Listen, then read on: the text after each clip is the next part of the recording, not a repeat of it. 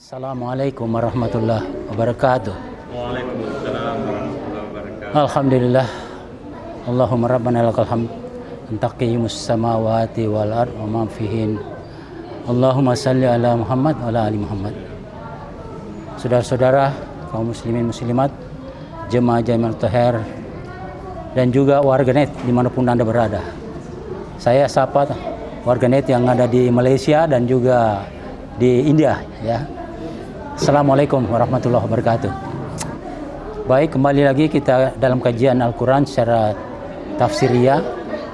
Adapun surah yang kita bahas adalah surah Yasin di ayat 13 sampai dengan 19. Seperti biasa kita bahas dulu, kita baca dulu secara bersama ayat yang akan kita bahas. Saya persilahkan Bapak Nasir. أعوذ بالله من الشيطان الرجيم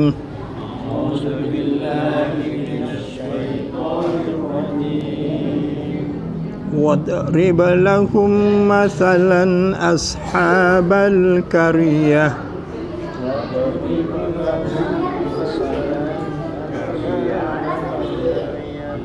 إذ جاءها المرسلون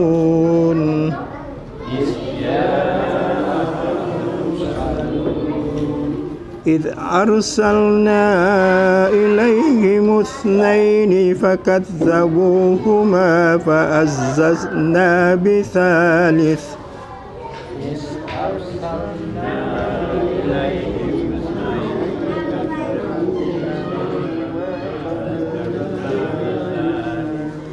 فعززنا بثالث فقالوا إنا إليكم مرسلون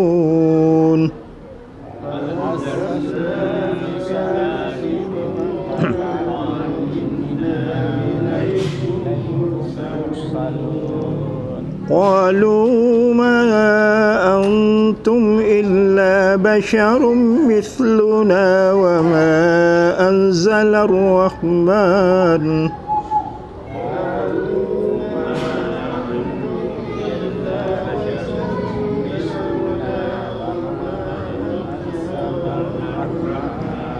من شيء إن أنتم إلا تكذبون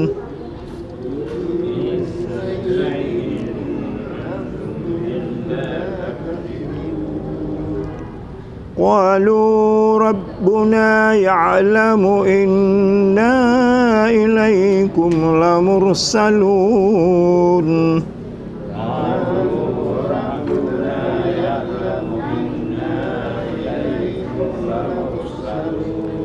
وما علينا إلا البلاغ المبين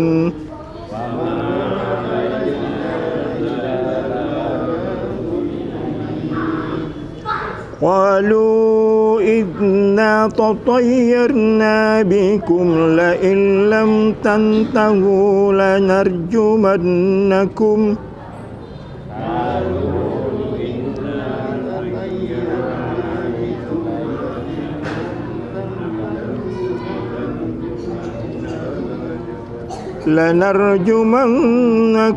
وليمسنكم منا عذاب عليم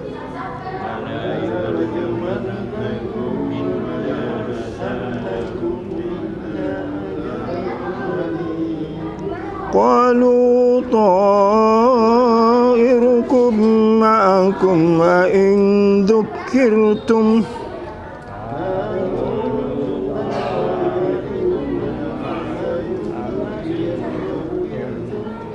بل أنتم قوم مسرفون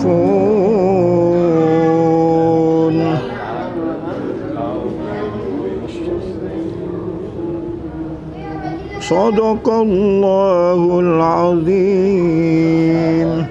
Assalamualaikum warahmatullahi wabarakatuh. Sebelum rekan-rekan menyampaikan pendapatnya, tanggapannya, saya ingin mendahului tentang penafsiran wadrib lahum masalan ashabul qaryati. Dalam beberapa tafsir ini negeri ini dianggap berada di Syria, ya, berada di Syria, suatu negeri. Jadi ada beberapa buku tafsir menyatakan demikian. Tapi kalau tafsirnya Muhammad As'ad dalam buku The Message of Quran, ini Muhammad As'ad ini seorang Eropa berdarah Yahudi, kemudian jadi mu'allaf, dan dia mengarang buku yang terkenal Road to Mekah. Dia masuk Islam, kemudian dia mengarang buku. Dia memiliki pendapat yang berbeda, karena di sini dikatakan wadrib, ambil perumpamaan, ya, wadrib lahum masalan ashabil qaryatin, penghuni suatu negeri. Jadi menurut dia ini bukan historical event, jadi bukan peristiwa sejarah, tapi perumpamaan. Artinya kebiasaan di negeri-negeri itu apabila datang Rasul begini sikapnya, itu menurut dia. Tapi kalau Yusuf Ali, ada beberapa tafsir lain, termasuk Yusuf Ali itu menafsirkan bahwa itu negeri yang ada di Syria. Ya, terserah nanti. Ya, jadi demikian. Jadi ini menurut Muhammad As'ad penggambaran lazimnya di suatu negeri begini sikapnya. Kedatang utusan itu begitu. Artinya susah menerima yang baru. Jadi menurut penafsirannya Muhammad As'ad, yang pertama itu adalah Musa yang banyak pengikutnya, kemudian Isa itu yang kedua, dan yang ketiga adalah Rasul Muhammad SAW. Ini menurut penafsiran dia. Tetapi dari penafsiran lain dinyatakan bahwa setelah Musa itu dikirim 2 utusan bersamaan, kemudian tidak ditambah lagi, tapi Bani Israel tetap juga tidak percaya. Nah, jadi itu tidak ada, jadi pesan.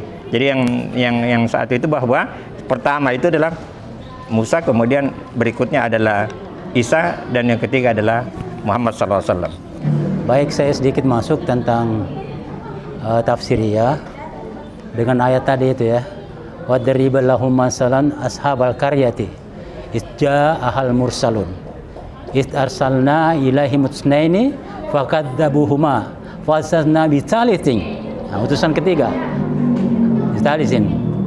Jadi menurut pemahaman saya itu bahwa memang ada utusan kedua dulu, ya, 2 utusan yang seperti Pak Nur Syams tadi katakan, bahwa yang pertama itu adalah Nabi Musa ya, kemudian yang kedua adalah Nabi Isa, dan setelah itu yang ketiga adalah Nabi besar Muhammad SAW. Nah itu, ini juga terbukti karena ada kitabnya ada kan, jadi pengertian-pengertian itu saya rasa menurut saya cocok ya dengan terjemahan daripada ayat ini. Ya, saya kira begitu anunya saya. Dan memang di ayat ini juga dijelaskan bagaimana sikapnya masyarakat ketika itu ya. Bahwa setiap ada yang baru datang itu mereka enggan untuk menerima. Ya, dia bilang kau jauh orang biasa jadi tahu ya. Jadi dia anggap mereka yang datang ini, nabi yang datang ini orang biasa, padahal ini adalah utusan. Jadi Allah menjelaskan bahwa utusan ketiga itu adalah Nabi kita Muhammad SAW. Jadi memang bertahap kayaknya Allah Subhanahu Wa Taala maha tahu ya. Kenapa agama ini bertahap diberikan kepada umat manusia? Ya, apakah karena di zamannya Nabi Isa itu ada pelencengan makna sehingga Muhammad diutus untuk sebagai nabi terakhir? Ataupun ini sudah satu strategi Allah, wallahu alam ya. Ya, begitu. Karena memang kalau kita lihat keadaan bahwa kesabaran Allah Subhanahu wa taala mengatur manusia ini sangat luar biasa, ya. Mulai dari bumi ini kalau ciptaannya itu begitu lama diciptakan sehingga ini menjadi satu pelajaran sebenarnya kepada kita sebagai hamba bahwa Allah saja begitu sabar menghadapi hambanya ya. Masa juga kita sebagai hamba tidak bersabar? Nah itu. Jadi Al-Quran ini adalah penggambaran, contoh-contoh yang diberikan Allah agar supaya kita bisa lebih banyak bersabar. Ya. Assalamualaikum warahmatullahi wabarakatuh. Kalau kita mengurut ayat-ayat ini tadi, memang berat tugas-tugas Nabi dan Rasul dulu. Karena yang dia hadapi itu memang yang berat juga.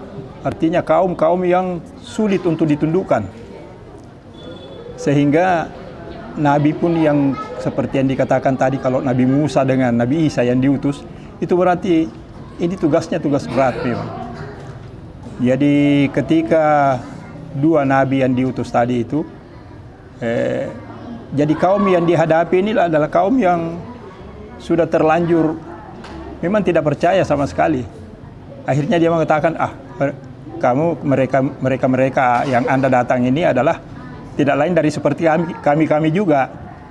Kami juga. Akhirnya Allah Subhanahu wa taala memberikan satu apalagi namanya tambahan tugas, maka diutuslah nabi yang ketiga. Sehingga mungkin disitulah dia akan merasakan bahwa betul-betul apa yang mereka misi mereka yang dia bawa ini adalah misi yang kira-kira inilah yang akan merubah kepercayaan kami di sini.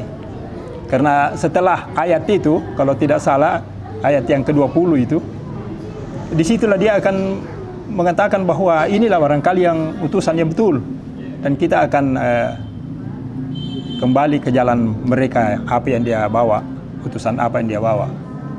Ya, barangkali itu yang bisa saya sampaikan. Terima kasih. Assalamualaikum warahmatullahi wabarakatuh. Bismillahirrahmanirrahim. Assalamualaikum warahmatullahi wabarakatuh. Jadi ini ada utusan yang dikirim ke suatu negeri. Tadi utusan pertama 2 orang, ketiga, kemudian yang kedua 1 orang. Ini saya lihat sudah di ayat 20 ini ditambah yang keempat dari kaumnya sendiri. Dari ujung kota datanglah seorang laki-laki mengatakan, ikuti orang-orang itu yang tidak minta imbalan pada kalian. Di kisah yang lain ini orang ini dibunuh. Orang ini yang dari kaumnya ini, dia ikuti itu orang itu, dia sudah berteriak di ujung kota, ikuti orang-orang itu yang mengajak kamu kepada Allah dan tidak minta imbalan. Nah, dia dibunuh oleh kaumnya. Ini ya, hari ini Pak banyak itu yang kita teman-teman yang keliling kampung-kampung, kota pulau-pulau itu, ini sering didapat yang begini. Tapi sampai hari ini belum ada yang dibunuh. Tapi yang dipukul itu banyak yang dipukul. Dia bilang, kau itu aja lah kita mau ke sini. Dia dipukul. Jadi begitu. Antara lain tadi kamu sama jaki itu. Kau datang-datang di sini sama jaki. Dan yang 1 orang itu mengantar biasanya itu yang jadi Pak. Jadi bulan-bulanan. Kalau pergi temamu, nggak apa kok. Begitu.